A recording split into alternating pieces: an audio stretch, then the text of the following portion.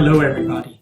An amazing 20% discount is presently available on all consultations as of today, the 22nd of July, using the discount code 20 in all uppercase letters when you go to schedule through my website that you will see linked above. So we're going to continue today with our discussion of Ketu and Rahu, also known as the South and the North Node, through the bhavas, or the houses of Vedic astrology. Now, before we get into discussing specifically Ketu in the second and Rahu in the eighth, it's good to have a deeper foundation of understanding what Ketu and Rahu are really all about. Now, when most people come to understand Ketu and Rahu, they tend to understand Ketu as being related to our previous lifetime's karma, and Rahu is being related to what we're meant to do in order to resolve that karma in this particular lifetime. Now that gives us kind of a slight understanding of what Ketu and Rahu are all about, but we need something a little more practical to grasp onto. Much like when we discuss things like chakras, which are understood to be like energy centers in our energy body. It's hard for us to put that into, practical know-how so that we can actually do something a little more deeply with that particular information. So I want to give you a deeper understanding of what the nodes are really all about before we go in to discussing Ketu and Rahu in the second and the eighth, respectively. So think of Ketu as being related to something called the security paradigm. What is a paradigm? A paradigm is something that we build our life around, a belief system or a way of looking at things. We think that things are a certain way, so we build our life around those particular concepts. That's what it means when somebody says, shattering a paradigm, because your paradigm gets shattered, or the way that you were looking at things is no longer relevant. And so it means that you have to kind of look at things in a different way. Ketu, when translated, means flag. And just as a flag could be used to mark territory that's been captured, Ketu represents those things which we've kind of incorporated into our understanding, and that's why we've built up a belief system around those particular concepts. The things that we relate to through Ketu, we either think that they're going to make our life function well, or, perhaps we know that it may not make our life function well, and we just don't know what else to do. And that's how Ketu relates to a concept called the security paradigm. It's the inherent way that we go about things, right? But if you can understand, that inherent way becomes somewhat limited. It becomes suffocating. Like even if you have like this kingdom and you've got like all this land inside of your kingdom, you know the lay of that land really well, so you can defend that land, right? But if you stayed inside of your kingdom walls for for a really long time, you'd eventually feel stifled or confined. So Rahu's job, and Ketu and Rahu, interestingly enough, are like the army of the royal court of planets. Ketu represents the part of the army that defends the kingdom. Rahu's job is to march into new territory, the wild unknown, to sleep in harsh conditions, march for long hours, and go explore new territory to incorporate back into the kingdom, right? So whereas Ketu's job relates to the security paradigm, or those things that we think are going to make our life function well, Rahu's job is to pull us out of our comfort zone and to cause us to explore new ways of relating to life. Generally, an interesting thing happens, which is in our early childhood, we tend to have deeply conditioned into our psyche the factors that Ketu relate to. And that's because when we're a child, on one level, the animal part of our brain relates to approval by the authority figures in our life as ensuring our survival. And then when those very same authority figures, parents, whatever, disapprove of our actions, on one level, subconsciously, we're concerned that our survival is ensured. And so we naturally gravitate towards incorporating those specific ways of relating to life that are going to seemingly make our life go better. And we stay away from those that we think are going to make our life go, completely wrong, even if they have no real bearing on what is actually right and wrong in the first place. So that's a way that you can work with Ketu and Rahu. You can understand it as a way of relating to life. And Rahu's job is to pull you in a direction different than what you've been comfortable with, right? But even if you're going and exploring Rahu for a really long period of time, it doesn't mean, like with Rahu, that we just ignore Ketu. Because when you go and you explore that fresh territory, you have to incorporate it back into the kingdom. When you've explored new things, you need to integrate those things so that they can become part of your understanding. And then when you integrate a deeper level of understanding, that's when the liberation that Ketu offers actually becomes firmer in our life. And Ketu at first will suppress things or suppress a specific way that might be better for our existence, so that we get pulled by Rahu in that opposite direction and are then able to integrate again through Ketu that new way of understanding, so that we are eventually liberated and are able to evolve or liberated from that old way of looking at things. So that's a good way to understand Ketu and Rahu. Let's go into exploring Ketu in the second and Rahu in the eighth. And I actually have some notes here that I'm probably going to refer to off and on. So one of the most important things to understand about Ketu in the second and Rahu in the eighth. Let's focus on Ketu in the second first. The key word with Ketu in the second is resourcefulness. People who have Ketu in the second, they like to be resourceful.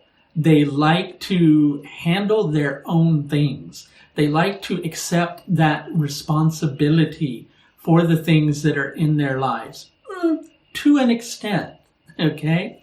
So one of the things that will happen with people who have Ketu in the second, and, as we go through, I'm going to talk about all these different positions. None of these things are really criticism, other than perhaps constructive criticism to help to develop a greater level of self-understanding. So as I was mentioning, the focus with Ketu in the second is on being resourceful. If you put a person with Ketu in the second into a project with lots of other people, the Ketu in the second house person is most likely going to want to do the entire project themselves, right? And the reason being is they don't really have a natural tendency to trust in the resourcefulness of other people. And that's something they're needing to learn, is how to invest trust in other people, how to rely on the resourcefulness of others, right?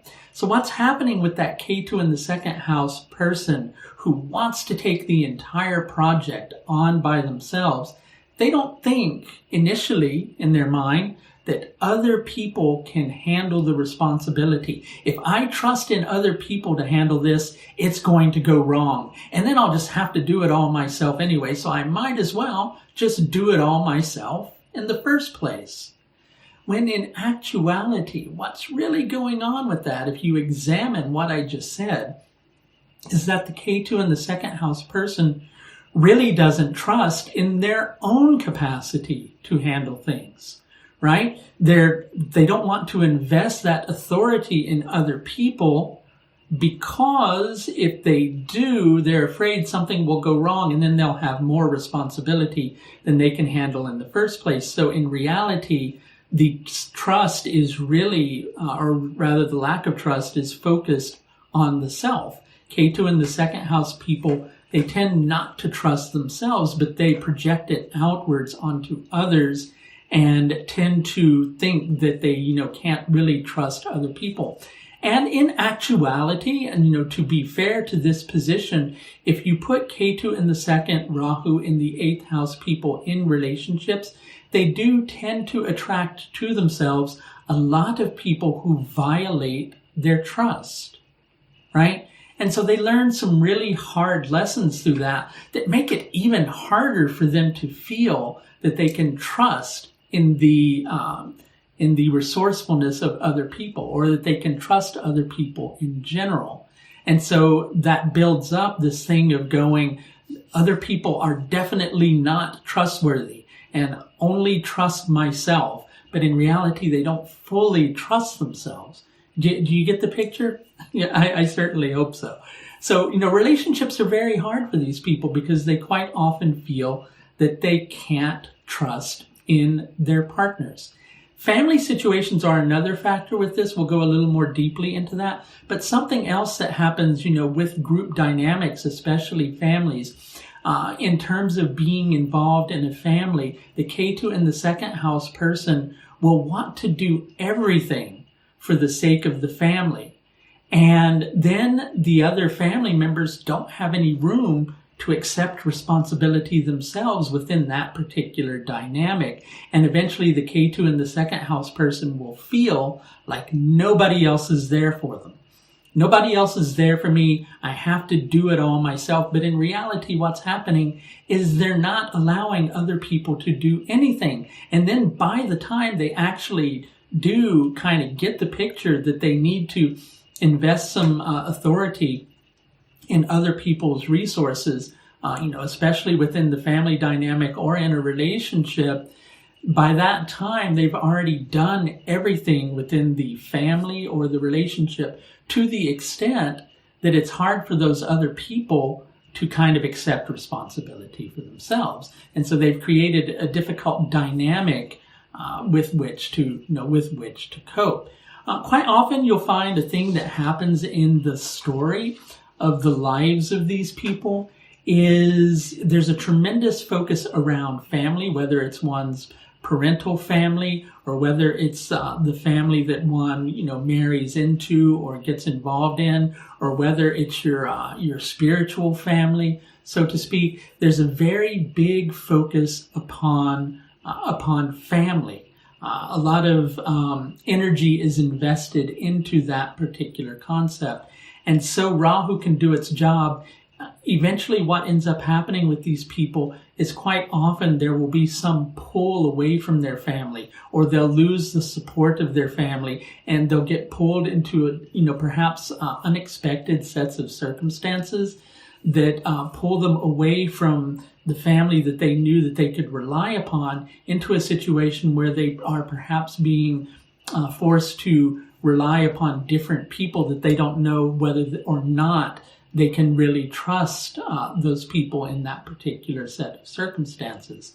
Another key thing to understand with this particular nodal position is the concept of responsibility versus devotion.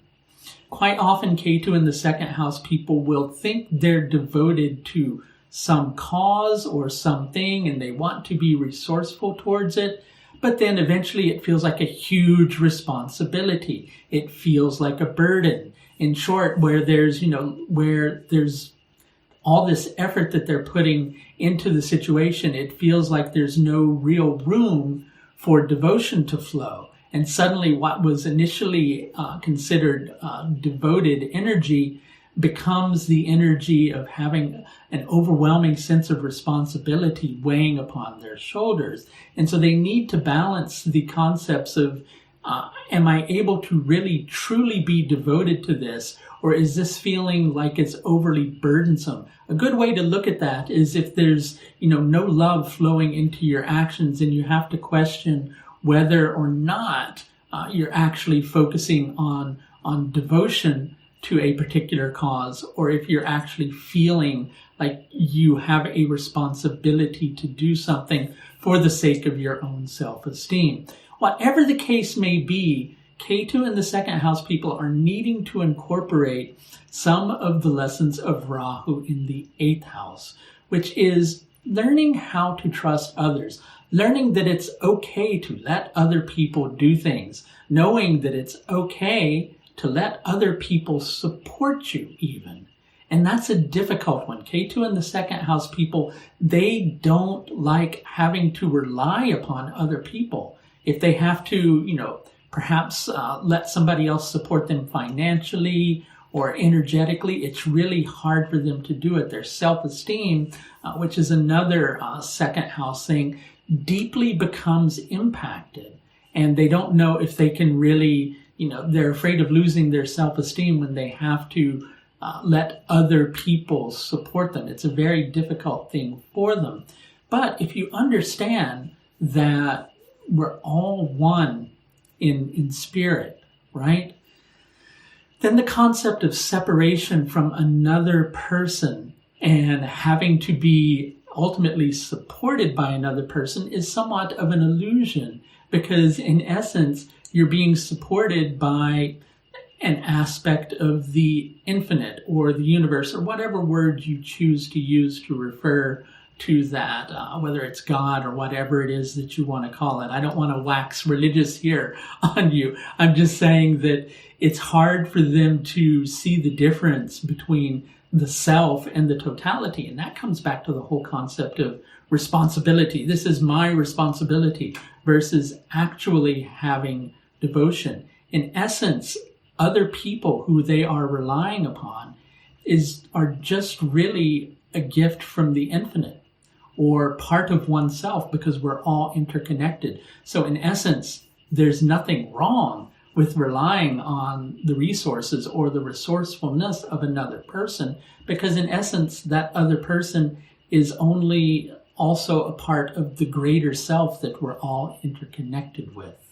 So that's going to do it for this look at Ketu in the second and Rahu in the eighth. I hope you're enjoying this series. I'll be back sometime soon with Ketu in the third and Rahu in the ninth. In the meantime, if you are interested in scheduling and taking advantage of that 20% discount, I also have a consultation called the Intensive Consultation, where we do a thorough karmic analysis of the nodal axis in your own horoscope. You can schedule that and get a 20% discount using the discount code 20, all uppercase letters, when you schedule at the link above. Thanks a lot for watching, and as always, please do take the very best care of yourself. Bye now.